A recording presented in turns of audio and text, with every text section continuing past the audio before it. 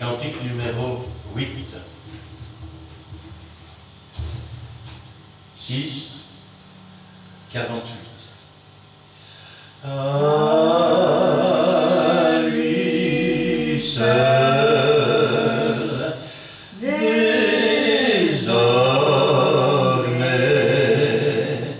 sa propre vie il donna pour moi, frappé pour mes péchés sur la croix. À lui seul, désormais,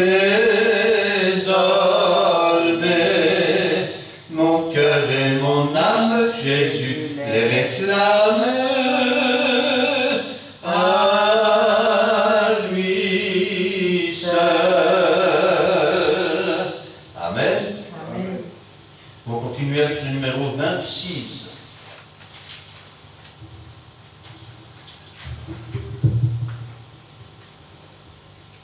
Trois, 4. Avec Dieu, nous ferons des exploits, car c'est lui seul qui écrase l'ennemi. Chantons et crions la victoire.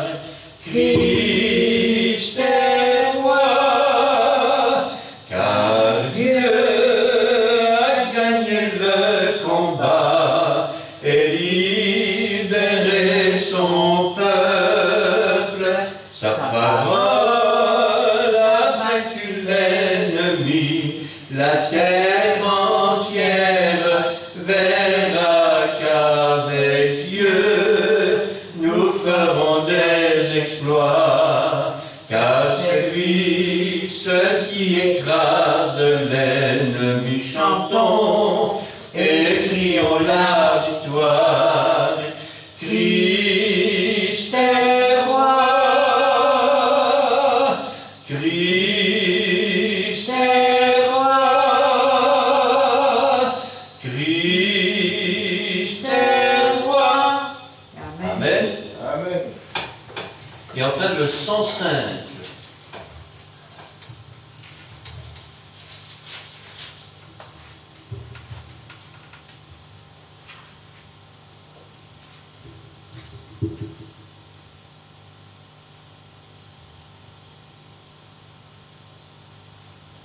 Deux, 8. Il est le Dieu de mon salut, il est le Dieu de ma délivrance, un Dieu d'amour, un Dieu d'espérance. Alléluia, alléluia. Il est le Dieu de mon salut, il est le Dieu de ma délivrance, un Dieu d'amour, un Dieu d'espérance. Alléluia, alléluia. Amen. Amen. Cet après-midi, j'aimerais bien sûr prendre la parole de Dieu avec vous. Et j'aimerais la prendre dans l'Évangile de Jean, chapitre 6.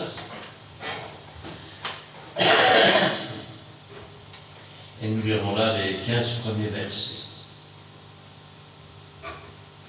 Je vais demander à Regina de remettre la parole du Seigneur entre ses mains et je vous ferai la lecture. Oui, Seigneur, je te remets ta parole que tu as choisie aujourd'hui. Bénis ton serviteur que tu as choisi. Efface-le, Seigneur, pour que ce soit toi qui parles à travers lui. Et dispose nos cœurs, Seigneur, afin que nous puissions recevoir entièrement cette parole, la comprendre, l'accepter, mais surtout la mettre en pratique. Gloire te soit rendue dans le beau nom de Jésus-Christ. Amen. Amen. Après cela, Jésus s'en alla de l'autre côté de la mer de Galilée de Tibériade. Une grande foule le suivait parce qu'elle voyait les miracles qu'il opérait sur les maladies et sur les malades.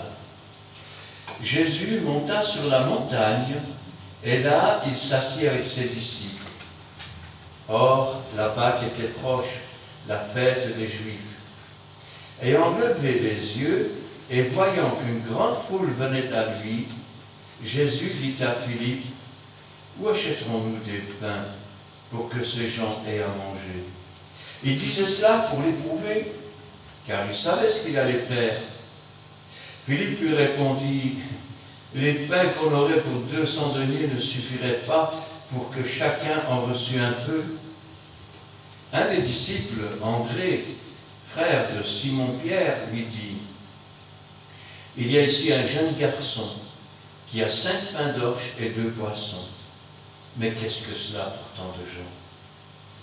Jésus dit, « Faites-les asseoir. » Il y avait dans ce lieu beaucoup d'herbes.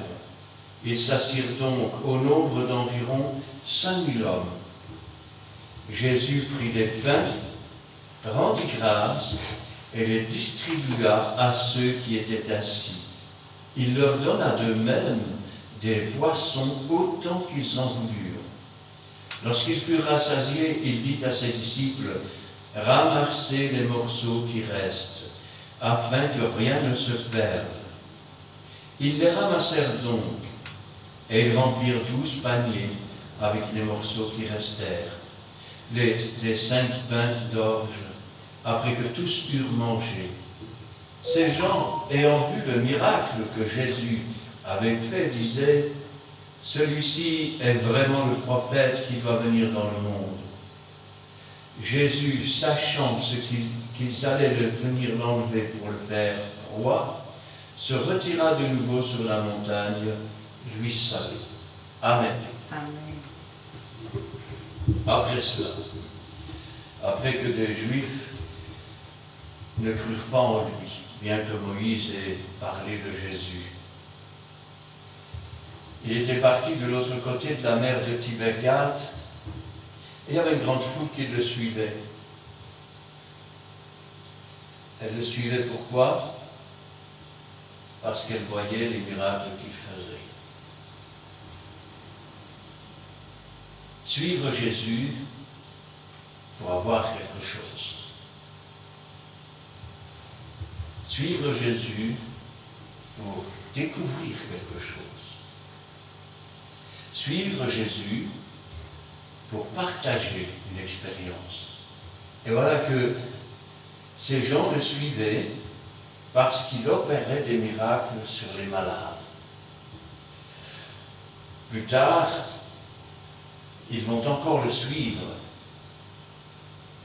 Et Jésus leur dira, vous me suivez parce que vous avez mangé des pains. Il les suivait tantôt pour les miracles, tantôt pour la nourriture.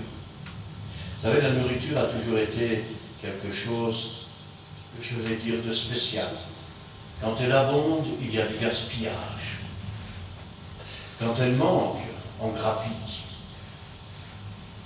Et quand elle manque jusqu'à un certain point, alors tout le peuple se soulève et crie, on veut du pain. Jésus monta sur la montagne et s'est assis avec ses disciples. La Pâque était proche. La Pâque, c'est la fête qui commémore la sortie d'Égypte. Christ est notre Pâque, c'est lui qui nous fait sortir du monde et qui nous permet de rentrer dans les lieux célestes et de nous asseoir avec lui. Or, la Pâque était proche, mais ce n'est pas n'importe quelle Pâque, ce n'est pas la fête de tout le monde. Il ne dit pas c'est la fête du peuple d'Israël, il dit c'est la fête des Juifs, la fête des louanges de Dieu. Ayant levé les yeux et voyant qu'une grande foule venait à lui, Jésus va s'adresser à Philippe. Où achèterons-nous des pains pour que ces gens aient à manger? Voilà une bonne question. Vous savez, que ce soit le pasteur qui le matin se lève et se dit « Où trouverai-je la nourriture pour le peuple ?» Que ce soit le chrétien qui voudrait bien rendre témoignage, qui voudrait bien parler de Jésus.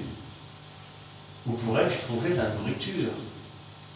Ou peut-être que je n'en ai pas beaucoup. Eh oui. Alors,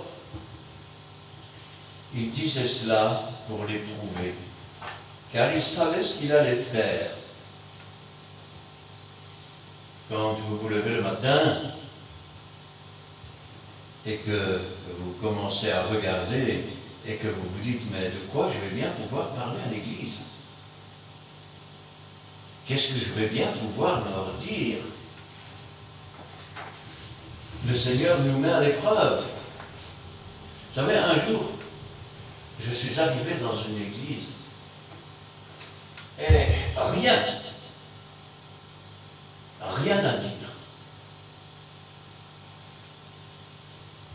C'était le pasteur qui m'appelle, il me dit, je vais céder la place à mon frère. Alors j'ouvre ma Bible, j'avais rien à dire. Je n'étais pas, comme on dit, inspiré. Ce que je ne savais pas, c'est que le Seigneur me mettait à l'épreuve. Ira-t-il par la foi les mains vides? Ou attendra-t-il d'avoir de quoi prêcher pour monter sur la tribune? Je me rappellerai toujours. Je suis monté sur la tribune, j'ai ouvert ma Bible, mais je n'avais rien à prêcher. Mes regards essayaient de ne pas croiser ceux des chrétiens, parce que j'étais un peu gêné. Alors mon regard se fixait vers le fond de la salle, quand soudain j'ai vu une phrase écrite. Si tu crois, tu le verras s'accomplir. Et à partir de ces mots que le Seigneur avait tracés, la prédication s'est faite. Amen. Et s'enchaînait. Alors, quand je pense à ça, je pense à Philippe qui a dû se dire, mais j'en sais rien, moi, avec quoi on va pouvoir leur donner? Je n'ai rien. Qu'est-ce que je vais faire? Mais le Seigneur savait ce qu'il allait faire. Il mettait Philippe à l'épreuve.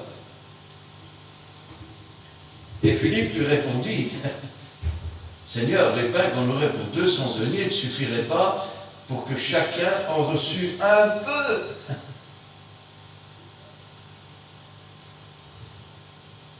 Vous savez, cette Bible, on appelle le livre, parce que ce n'est pas n'importe quel livre, c'est le livre de Dieu. Les feuilles et l'encre, je peux les brûler. Ce n'est pas un sacrilège. Quand une Bible est usée, qu'est-ce qu'on fait avec? N'allez pas quand même garder ça comme une relique et en faire une idole. Mais par contre, les paroles et l'esprit que renferment ces paroles, c'est Dieu lui-même qui parle. Amen. Vous savez, ça fait près de 6000 ans que le même pain, les mêmes pages sont utilisées et nourrissent des millions et des millions de gens. C'est la multiplication du pain de vie, c'est la multiplication de la bénédiction de Dieu. Parfois, les Juifs demandent des miracles, les Grecs cherchent la sagesse, et l'apôtre dira, mais nous prêchons Christ. Amen. Christ crucifié, Christ ressuscité, ce véritable pain de vie qui fait passer de la mort à la vie. Regardez un petit peu. Il disait cela pour l'éprouver, car il savait ce qu'il allait faire.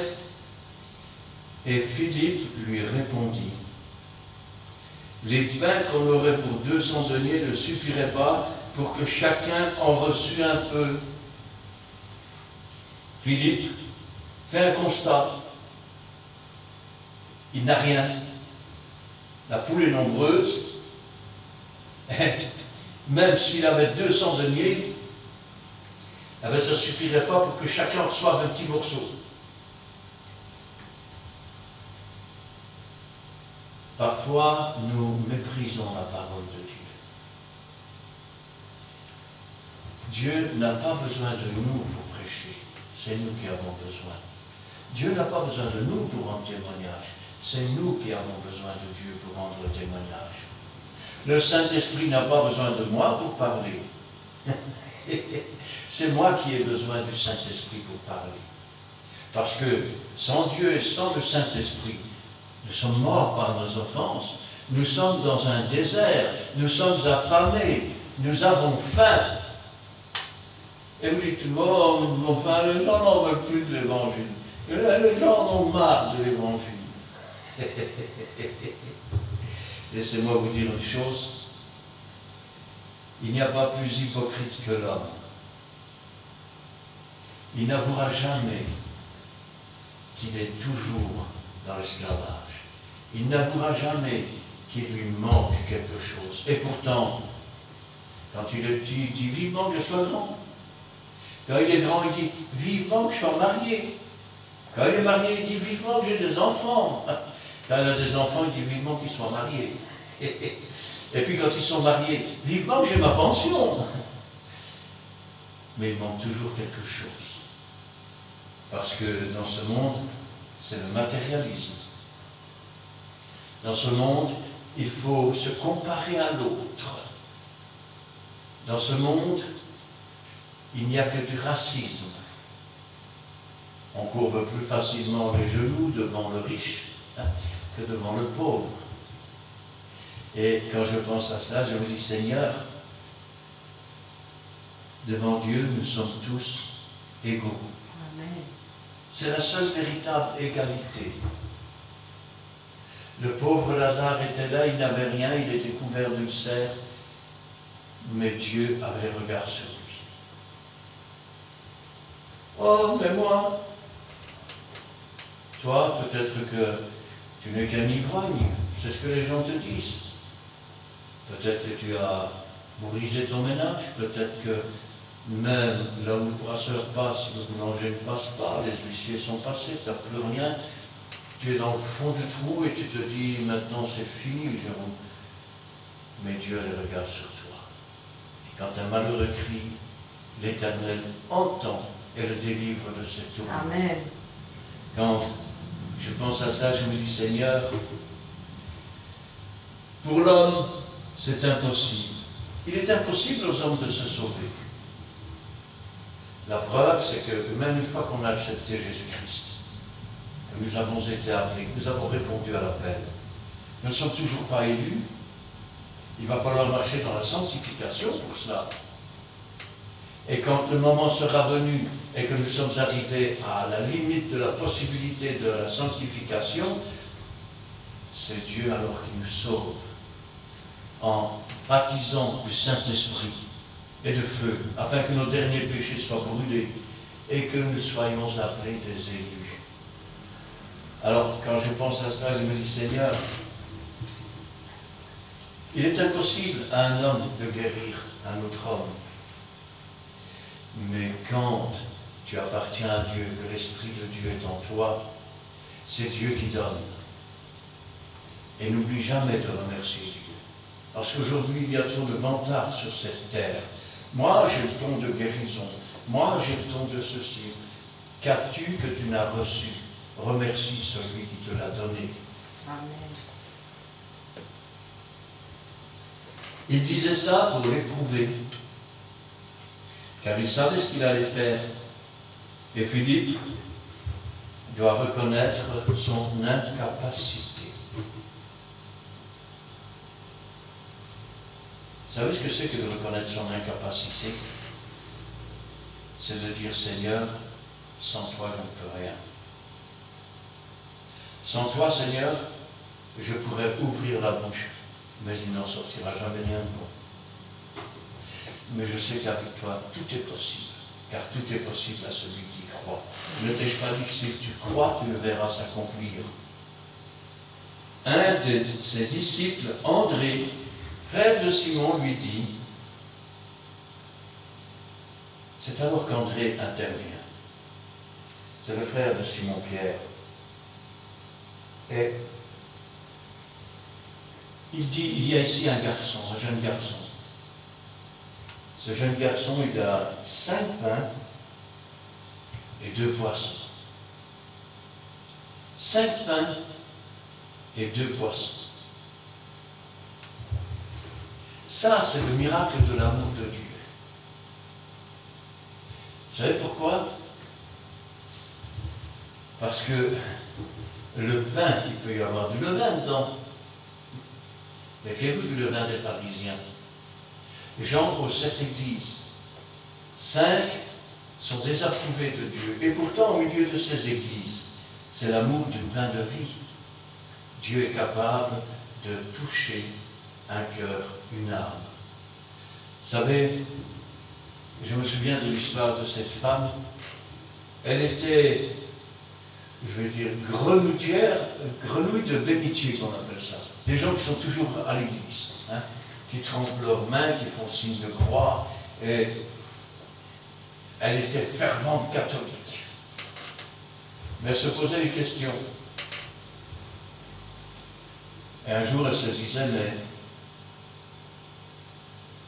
qu'est-ce qu'il faut faire réellement pour être sauvé? Et en ouvrant sa Bible, elle est tombée sur ce passage. Dieu a tant aimé le monde qu'il a donné son Fils unique, afin que quiconque croit en lui ne périsse pas, mais qu'il ait la vie. Elle a compris alors, au milieu de cette église diabolique, pleine d'idoles, où on invoque les morts en faveur des vivants, où on fait des messes pour les morts, et ainsi de suite. Dieu lui a parlé. Elle a compris que celui qu'elle devait suivre, c'était Jésus. Celui à qui elle devait obéir, c'était Jésus. Philippe est là, il est dans une incapacité totale. André, lui, il a bien trouvé quelque chose. Il a trouvé un jeune garçon. Ce jeune garçon, il a 5 pains et 2 poissons. C'est pas grand-chose. Mais dites-moi, si ce garçon a pensé à prendre de la nourriture, c'est qu'il avait certainement l'intention de suivre Jésus pendant plusieurs jours. Peut-être avait-il quelque chose à demander au Seigneur, ou peut-être tout simplement voulait-il faire la connaissance de cet homme à qui on prête des miracles, des guérisons, des résurrections, qui, quand il parle, les huissiers eux-mêmes disent « Jamais homme n'a parlé comme cet homme ». Les autres n'avaient pris aucune nourriture. Ils sont dans le désert, ils ont faim. Ce que je dis, c'est que si tu veux pouvoir voir le miracle, je vais dire, du partage de la parole de Dieu, du pain de vie, et voir le sang de l'agneau agir dans les cœurs et dans les âmes, peut-être que tu devrais aussi emporter de la nourriture. Oh, je ne comprends pas. Peut-être que tu devrais lire ta Bible le matin. Peut-être que tu devrais méditer un peu sur la parole de Dieu. Peut-être que tu devrais méditer sur les commandements de Dieu, sur la doctrine de la Bible, afin que le peu de nourriture que tu as, et qui, disons-le clairement, pourrait à peine nourrir 7 personnes, comme les 7 églises, eh bien, que cette nourriture, elle puisse être multipliée. Mais comment faire? Seigneur, j'ai lu ma Bible.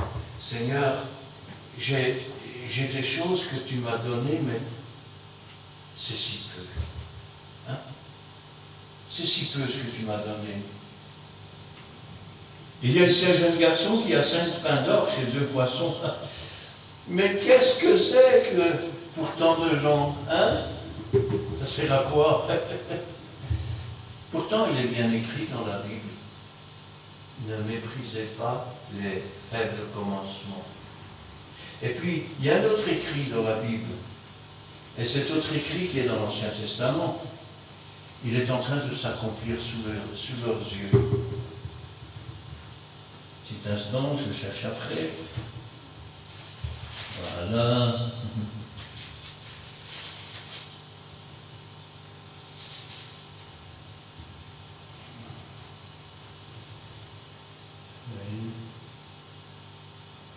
Regardez bien.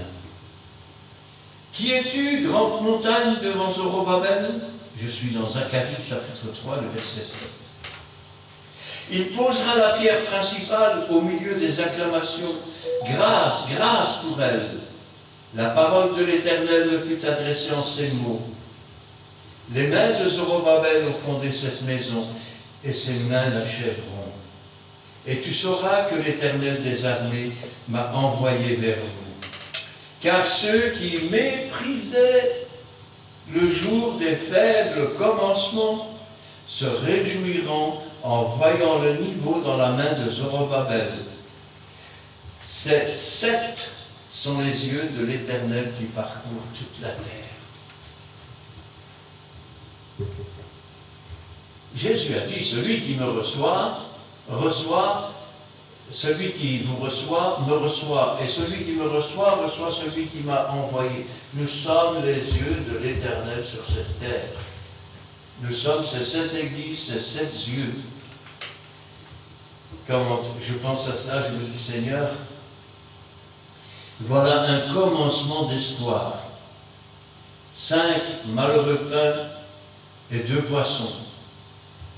2 pictus, 2 de Dieu, le Fils Jésus-Christ Sauveur.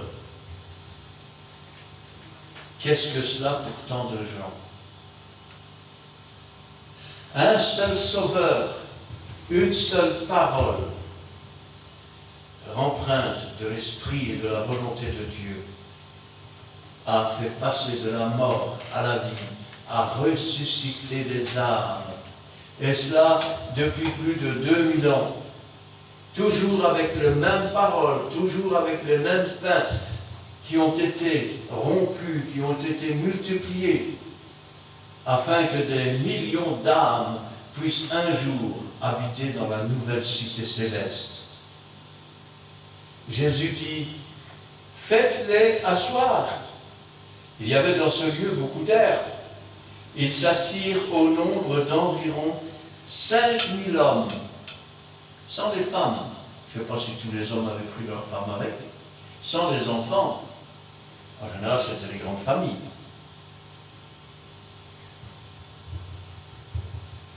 Et Jésus va rendre grâce. C'est-à-dire, ne vous y trompez pas, parce que je l'ai déjà beaucoup entendu dans beaucoup de maisons, de personnes qui aiment pourtant Jésus, mais qui se trompent. Il n'a pas dit, Père, bénis ce pain. Non, il a rendu grâce.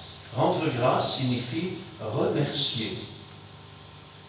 Il a, lui qui est le Fils de Dieu, le Dieu vivant, le Rédempteur, le Sauveur, il a remercié Dieu pour ce pain et ce poisson. Nous pouvons remercier Dieu pour cette parole qu'il nous a donnée, pour cet esprit qu'il nous a donné, pour cette présence jour après jour. Il est le seul qui ne déçoit jamais. Et puis, Jésus prend les pains et les fait asseoir. Il commence la distribution. Il distribua à ceux qui étaient assis. Il leur donna de même des poissons autant qu'ils en voulurent. Alors, remarquez une chose. La première chose qu'il fait, c'est les faire asseoir. Vous savez, parfois, il faut prendre un temps et s'asseoir. Parce que tant qu'on est dans l'agitation, dans le mouvement, il est difficile d'avoir un peu de réflexion. On dit souvent d'ailleurs que la nuit porte conseil, ça veut dire qu'il faut prendre un temps. Et ce temps, c'est quand Jésus leur dit de s'asseoir. Ils sont assis, et Jésus va commencer à leur donner des pains Regardez un peu ce qui est marqué, toujours dans l'Ancien Testament. Je rappelle que quand Jésus est venu sur la terre, le Nouveau Testament n'existait pas. Regardez ce que Ésaïe avait dit, chapitre 55. Vous tous qui avez soif, venez aux eaux, même celui qui n'a pas d'argent. Venez acheter et manger.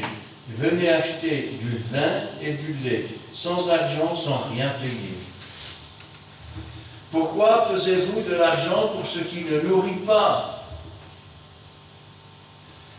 Même 200 deniers ne suffiraient pas à en donner un morceau à chacun.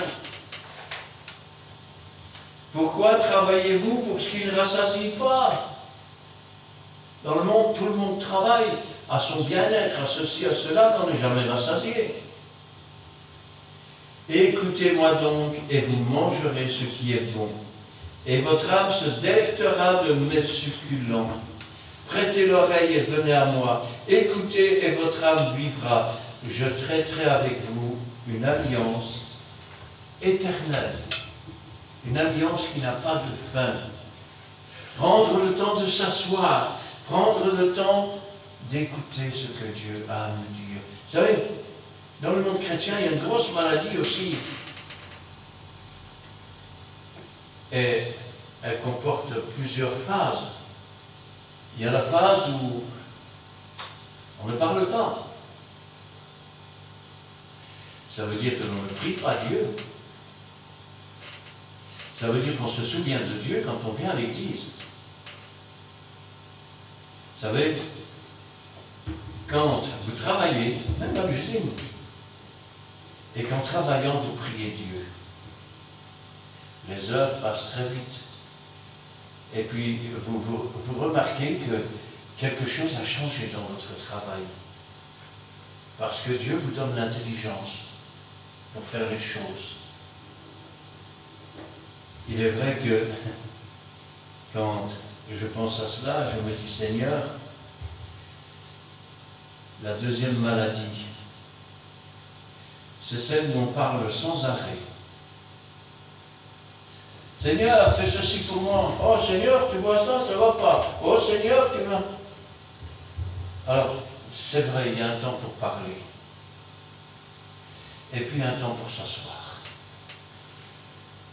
Il y a un temps pour chercher l'Éternel. Cherchez et vous trouverez. Frappez, on vous ouvrira. Mais cherchez l'Éternel, non pas simplement pour exiger ceci ou cela, ou pour faire tout le temps des demandes. Seigneur, j'écoute. Parle à ton serviteur, parle à ta servante. Donne-lui, rappelez-vous ce qui est marqué dans la prière de Jésus, donne-nous notre pain de ce jour, ou notre pain quotidien, tous les jours. Pas un jour sur 7, tous les jours. Quand vous avez un bébé, si vous ne lui donnez pas le biberon tous les jours, je suis désolé, mais il va mourir. Vous ne pouvez pas lui donner un biberon tous les 7 jours. Il y a des âmes qui meurent, manquent de nourriture. Maintenant, quand le bébé grandit, vous ne pouvez pas toujours lui donner du lait. Vous ne pouvez pas allaiter votre enfant jusqu'à 10 ans. Il grandit, il va falloir lui donner de la nourriture solide. Rappelez-vous ce que dit l'apôtre Paul, je vous ai donné du lait et non de la nourriture solide parce que vous ne pouviez pas le supporter, vous ne le pouvez toujours pas. Alors,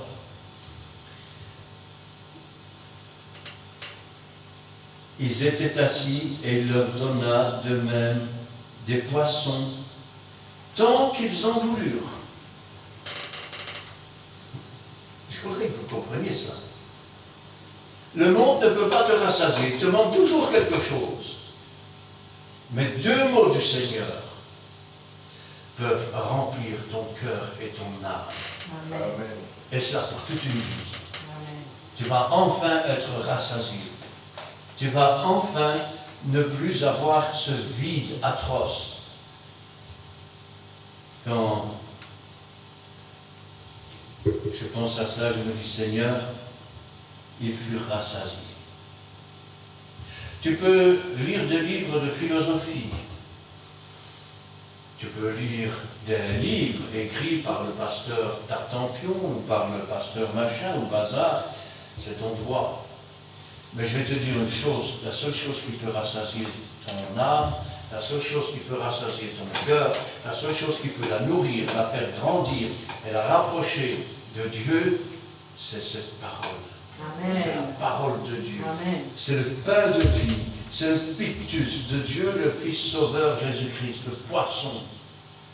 Et quand je pense à cela, je dis, Seigneur, ils furent rassasiés. Lorsqu'ils furent rassasiés, il dit à ses disciples, ramassez les morceaux qui restent afin que rien ne se perde. Qu'est-ce que tu es en train de dire? Je dis, tu es prédicateur, tu es pasteur. C'est bien. Tu es un enfant de Dieu, tu aimes bien parler de Jésus. Il est vrai que tu en as mangé et qu'il en restera toujours sur le côté. Ramasse-les, prends-les. Parce qu'avec ces quelques restes, Dieu va multiplier. Et Dieu va te permettre de faire encore. De faire encore. Ils ont emporté une fois 7 paniers pour les 7 églises, une fois 12 paniers pour les 12 tribus d'Israël. Dieu n'a pas abandonné son peuple, il s'est tourné vers les nations pour susciter la jalousie d'Israël. Et je ne parle pas encore de tout Israël, parce que rappelez-vous toujours qu'il n'en restera que 12 000 de chaque tribu.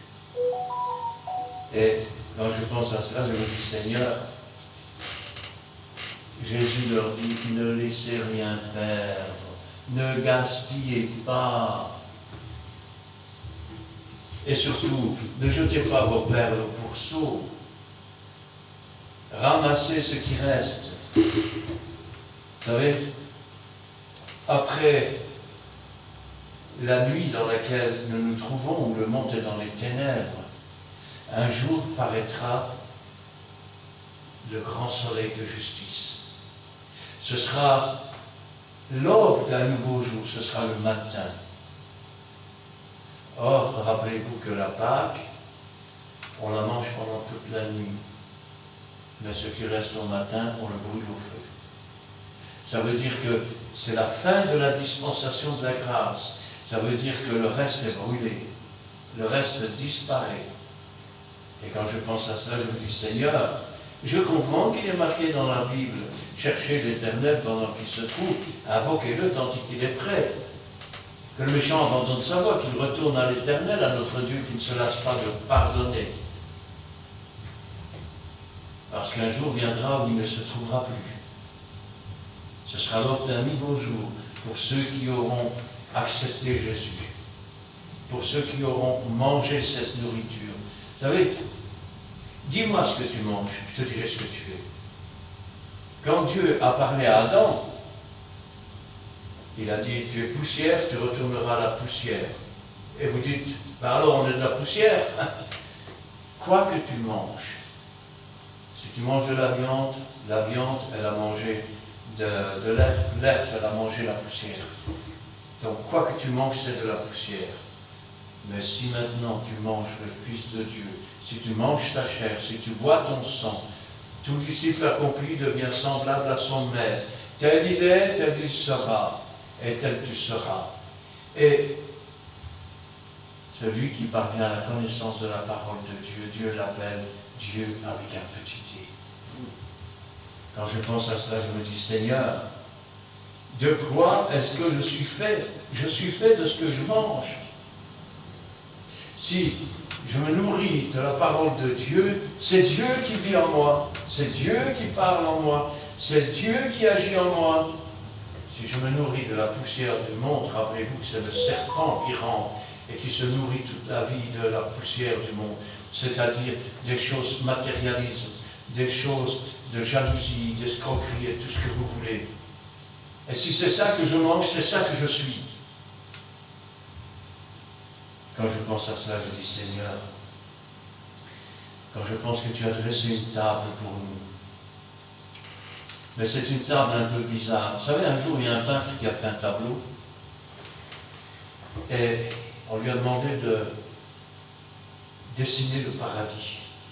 Alors il a fait une table, il y avait des gens de chaque côté, et il a dit voilà, ils avaient tous un bol de soupe et une cuillère, et les mains attachées dans le dos. Puis on lui a dit maintenant fais-nous l'enfer. Alors il a dessiné l'enfer. Il y avait toujours une table, il y avait toujours les assiettes de soupe, il y avait toujours les cuillères et les mains attachées dans le dos. On dirait mais c'est le même tableau. Il y avait une différence. Parce que celui de l'enfer, les gens étaient attachés dans le dos, et chacun pour soi et Dieu pour tous. Celui du paradis, ceux qui étaient en face prenaient la cuillère, le trempaient et donnaient à boire à celui qui était en face. Et chacun pouvait boire. Ça veut dire quoi? Ça veut dire que si tu es nourri par Dieu, et si tu partages avec les autres, ce sera pour toi déjà un paradis sur terre. Mais si tu veux tout pour toi et rien pour les autres, et les autres n'ont qu'à se débrouiller, ce sera un enfer pour toi. Parce que ce sera œil pour œil et dent pour dent. Mais moi je vous dis de ne pas résister aux méchants. Celui qui sait s'asseoir au bord de la rivière finit par voir ses ennemis passer.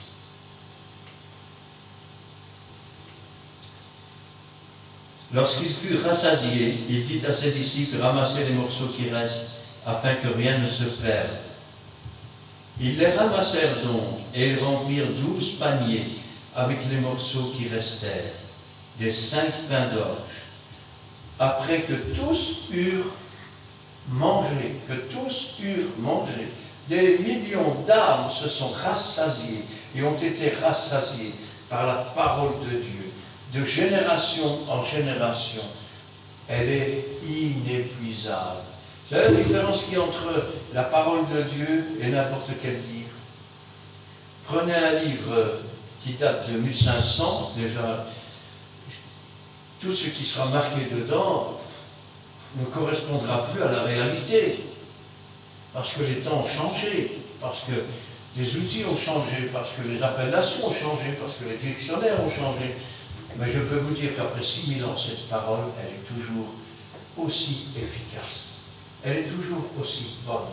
Elle est toujours aussi vraie. Elle sauve toujours autant. Elle délivre toujours autant. Elle restaure l'âme. Elle relève celui qui est à genoux. Elle renvoie libre l'opprimé. Elle guérit ceux qui sont opprimés. Et quand je pense à ça, je dis Seigneur, c'est quelque chose de formidable de savoir que ce pain que je partage aujourd'hui avec vous a été partagé il y a des siècles avec d'autres aussi. Il se multiplie et multiplie les guérisons. Ces gens, ayant vu le miracle que Jésus avait fait, disaient « Celui-ci est vraiment le prophète qui doit venir dans le monde. » Quand nous lisons dans le livre des prophètes, des Proverbes, il est écrit « La sagesse a bâti sa maison, elle a taillé ses 7 colonnes, elle a égorgé ses victimes, mêlé son vin, dressé sa table. Elle a envoyé ses serviteurs, ses servantes. Elle crie sur le sommet des hauteurs de la ville. Que celui qui est stupide entre ici. Elle dit à ceux qui sont dépourvus de sens, venez manger de mon pain et buvez du vin que j'ai mêlé. Quittez la stupidité et vous vivrez et marcherez dans la voie de l'intelligence. Il est question d'un changement de vie. Il est question d'une conversion, il est question d'un demi-tour. Il est question de sortir du milieu du monde. Il est question de nourrir son âme de la parole de Dieu, d'être rassasié, de devenir un enfant de Dieu et de marcher dans la gloire des disciples de Dieu. Proverbe 9, verset 1 à 6. Jésus, sachant qu'ils allaient venir l'enlever pour le faire roi, après ce qu'ils ont vu, ils voulaient le prendre parce que la foule n'a pas encore compris. Elle n'a pas compris que Jésus n'est pas venu pour régner sur Israël au temps des Romains. Il est venu pour régner dans nos cœurs, dans nos vies, dans nos âmes, pour nous réconcilier avec Dieu, pour nous racheter et pour payer le prix. Il voulait le prendre et le faire roi. Avait-il besoin d'être fait roi quand Dieu va mettre tout sous ses pieds à l'exception de lui-même? Quand je pense à cela, je me dis, Seigneur, ces gens qui voulaient bien faire n'ont en fait pas et n'ont pas nourri leur âme de la parole de Dieu. Ils ont juste nourri leur estomac. Comme certains se servent de Dieu plutôt que de servir Dieu. Judas se servait de Dieu plutôt que de servir Dieu. Et quand je pense à ça, je me dis, si tu te sers plutôt que servir Dieu, tu vas avoir un gros problème. Parce que tu ne seras pas dans la volonté de Dieu. Ton âme ne sera pas nourrie des véritables desseins et de la volonté de Dieu. Tu auras rassasié ton estomac. Et une fois que ton estomac aura été rassasié, ton âme sera toujours aussi vide. Tu vas alors prendre des projets pensant servir Dieu et te mettre à l'encontre de Dieu. Jésus savait qu'il voulait le prendre et l'amener à Jérusalem pour le proclamer roi. Mais ce que ces gens ne savaient pas, c'est que, n'ayant pas nourri leur âme de la parole de Dieu, mais simplement leur estomac, eh bien, ils étaient en train de contrer l'œuvre de Dieu et de s'opposer à l'œuvre de Dieu. Alors, vous savez, dans certaines religions, on dit qu'on est protestant. Et la plupart des gens qui ne sont pas catholiques sont carrés dans une grande concentration qu'on appellera protestant. Et je veux bien être protestant, dans le sens où je ne veux pas adorer les postures des statues, invoquer les morts en faveur des vivants, ou invoquer un culte en faveur de la Sainte Vierge, bien que je le respecte, ce n'est pas la question. Mais je ne veux pas protester contre Dieu. Et je ne veux pas simplement nourrir mon estomac.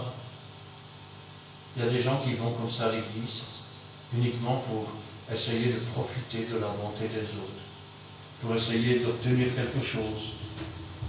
Mais ce que Dieu veut offrir, je vais le dire autrement. Quand Jésus rentre dans un cœur, il dit, je vous donne ma paix, je vous laisse ma paix. Laissez-moi vous dire, mieux vaut une tartine de pain sec avec la paix qu'un gros beefsteak avec la guerre. Parce que le plus pauvre des chrétiens peut être en paix. Et le plus riche des inconvertis peut être torturé dans son âme. Jésus leur a offert, pour certains, ce fut la délivrance, pour d'autres, je ne vais pas dire qu'ils ont nourri leur estomac, je dirais simplement qu'ils ont nourri leur cerveau. C'est une belle histoire que vous nous avez racontée. Elle est vraie. Elle est vivante, elle est agissante. Si tu crois, tu le verras. Or, la foi, c'est la démonstration des choses qu'on ne voit pas. Pour l'avoir obtenu, pour l'avoir lu, tous les anciens ont obtenu un bon témoignage. Jésus, sachant qu'ils allaient venir pour l'enlever et le faire roi, il se retira de nouveau sur la montagne, et cette fois-ci, tout seul, afin que personne ne le trouvât, car il devait suivre les instructions du Saint-Esprit. Son rôle n'était pas d'aller là-bas pour régner, ni de se faire influencer. Aujourd'hui, il y a sur Internet ce qu'on appelle des influenceurs, et dans les églises, il y a des influenceurs aussi, et des influenceuses. Alors, laisse-moi te dire une chose. Si tu viens à l'église pour trouver un mari, tu ne cherches pas le bon époux. Parce que l'époux de l'Église, c'est Jésus. Si tu viens à l'Église pour trouver une femme, tu t'es trompé d'endroit. Parce que l'épouse de Christ, c'est l'Église. Qu'est-ce que tu es en train de dire, frère? Je suis en train de dire que on n'épouse pas des étrangères. Je ne parle pas de Chinois, je ne parle pas d'Africains, je ne parle pas, je vais dire, de Russes ou de Suédois. Je parle de gens qui n'ont pas donné leur âme à Jésus.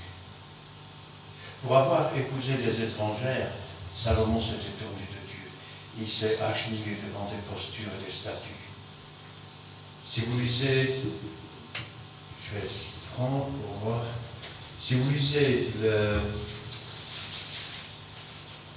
dernier chapitre d'Esdras, vous verrez que même quand ils sont revenus de captivité, or, quand vous sortez du monde et que vous revenez de la captivité du monde, ce n'est pas que vous alliez à des femmes étrangères ou à des hommes étrangers. C'est pour demeurer dans la famille de Dieu. Si tu t'appuies sur les femmes étrangères au salut, tu vas être détourné de Dieu. Tu n'en tireras que de la misère. Ce que je dis, c'est que quand on est lavé par le sang de l'agneau et qu'on a une robe blanche, on ne peut pas se marier avec quelqu'un qui a une robe pleine de boue. Si vous mettez un linge blanc et un linge plein de boue ensemble, les deux vont devenir gris. Il n'y aura plus de blanc. Or, le fin lin blanc éclatant, ce sont les œuvres des saints. Ce que je dis, c'est que tu seras alors détourné des œuvres que Dieu avait préparées. Et tu passeras certainement à côté du salut. Quand je pense à ça, je dis, Seigneur, aide-nous à nous nourrir, mais pas de n'importe quoi. Du pain pur et sans levain de la parole de Dieu, afin que nous soyons des saints, que devant Dieu nous soyons irrépréhensibles, que nous puissions vraiment devenir des instruments entre les mains de Dieu, que ce pain que nous recevons, nous puissions ramasser ce qui reste et le partager. Parce que le jour de l'enlèvement de l'Église, ce sera la fin des temps de la grâce. Ce jour-là, il sera trop tard. Prenez garde de ne pas être arrivé trop tard. C'est la Bible qui le dit. Alors si tu entends sa voix aujourd'hui, n'endurcis pas ton oreille, n'endurcis pas ton cœur, et tourne-toi vers celui qui est le pain de vie et qui seul peut rassasier ton cœur et ton âme pour les temps et l'éternité. Amen. Amen. Nous allons prier. Éternel, notre Dieu, notre Père, nous te louons, nous te rendons grâce. Béni sois-tu et gloire à toi. Ta parole, c'est la vérité. Ta parole, c'est la vie, Seigneur. C'est toi, Seigneur, qui donne le pain de vie. Tu es le pain qui est descendu du ciel. Tu es celui qui est partagé pour chacun d'entre nous. Car ta chair est vraiment une nourriture et ton sang est vraiment un breuvage. Béni sois-tu et gloire à toi. Tu es la résurrection, tu es la vie. Or, sans toi, il n'y a pas de salut. Il n'y a qu'un seul nom qui a été donné sous le ciel, Seigneur, et c'est ce nom que nous voulons proclamer. C'est ce nom que nous voulons exalter. Toi, le roi des rois et le Seigneur des seigneurs. Toi, Seigneur, qui change les temps, les circonstances. Toi qui sauves, qui délivre et qui guérit. Que ta volonté soit faite. Que ta parole ne retourne pas à toi sans avoir fait ta volonté, sans avoir donné du pain à celui qui mange et de la semence à celui qui sème, et que toute la gloire t'en revienne. Gloire au Père, gloire au Fils et gloire au Saint-Esprit. Amen. Amen. Béni soit-il le Père, de sanctifiant pour ce moment qui vient de raconter ta parole. Merci, Père Seigneur. Nous avons donné l'intelligence, nous donner l'intelligence de le Seigneur et qui nous donne l'esprit que ce soit possible, Père. Sanctifiant ton Seigneur, Père, de notre confinement, pour celui qui nous l'instrument qui t'a utilisé, bénis aussi sa famille, et nous te sanctifions, Père Saint, d'avoir aussi planifié notre chemin de retour. Nous te bénissons, nous te glorifions dans notre Jésus. Amen. Amen. Merci Seigneur pour cet instant béni, pour ta présence, ta parole d'aujourd'hui. Parole qui nous réconforte, qui nous fortifie, qui nous encourage, qui nous relève et qui nous guérit. Merci pour ce pain de vie que tu nous as encore donné aujourd'hui.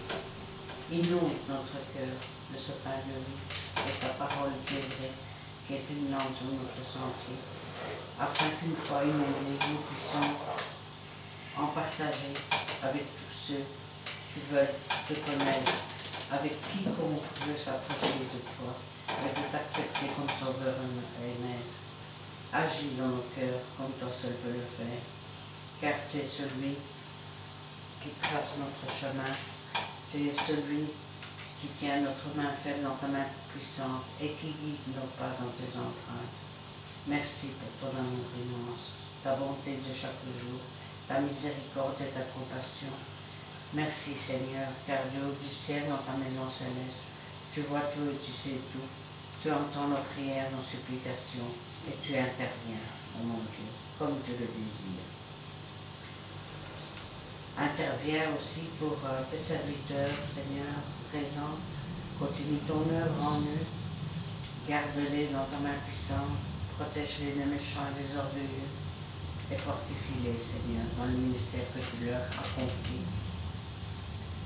Bénis le pasteur Edo ainsi que toute sa famille. Intervient pour Péniel, entoure-la du sang précieux de l'agneau.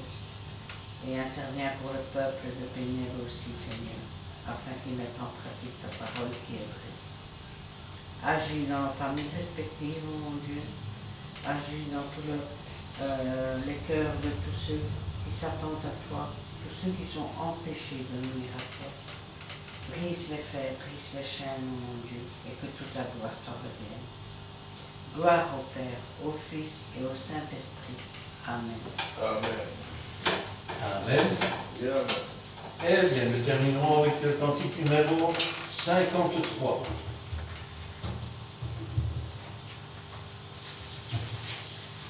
Un petit cœur.